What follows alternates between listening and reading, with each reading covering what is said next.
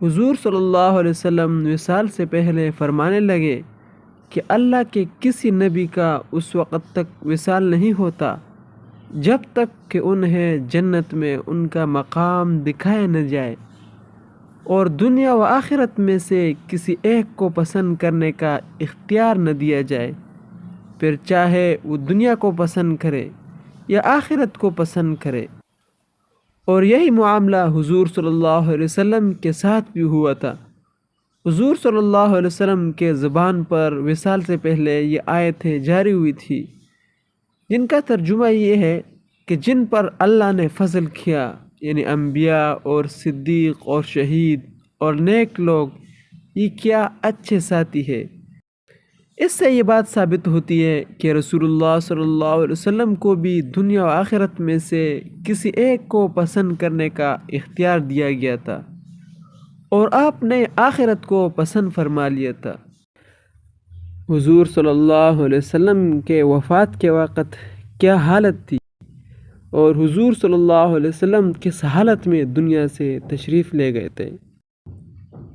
حضرت عائشہ رضی اللہ عنہ فرماتی ہے کہ اللہ کی بہت سی نعمتوں میں ایک نعمت مجھ پر یہ بھی ہے کہ رسول اللہ صلی اللہ علیہ وسلم کی وفات میرے گھر میں اور میری باری کے دن ہوئی۔ آپ اس وقت میرے سینے سے ٹیک لگائے ہوئے تھے، اور یہ کہ اللہ تعالیٰ نے آپ صلی اللہ علیہ وسلم کی وفات کے وقت میرے اور حضور صلی اللہ علیہ وسلم کے تھوک کو ایک ساتھ جمع کیا۔ حضرت عبد الرحمن رضی اللہ عنہ گھر میں آئے، ان کے ہاتھ میں ایک مسواک تھی۔ حضور صلی اللہ علیہ وسلم مجھ پر ٹیک لگائے ہوئے تھے۔ میں نے دیکھا کہ آپ اس مسواک کو دیکھ رہے تھے۔ میں سمجھ گئی کہ آپ مسواک کرنا چاہتے ہیں، اس لیے میں نے آپ صلی اللہ علیہ وسلم سے پوچھا، یہ مسواک آپ کے لیے لے لوں؟ آپ نے سر کے اشارے سے اس بات میں جواب دیا۔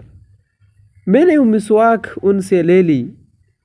آپ صلی اللہ علیہ وسلم اسے چبا نہ سکے۔ میں نے پوچھا، آپ کے لیے میں اسے نرم کر دوں؟ آپ نے سر کے اشارے سے اس بات میں جواب دیا۔ میں نے مسواک نرم کر دی۔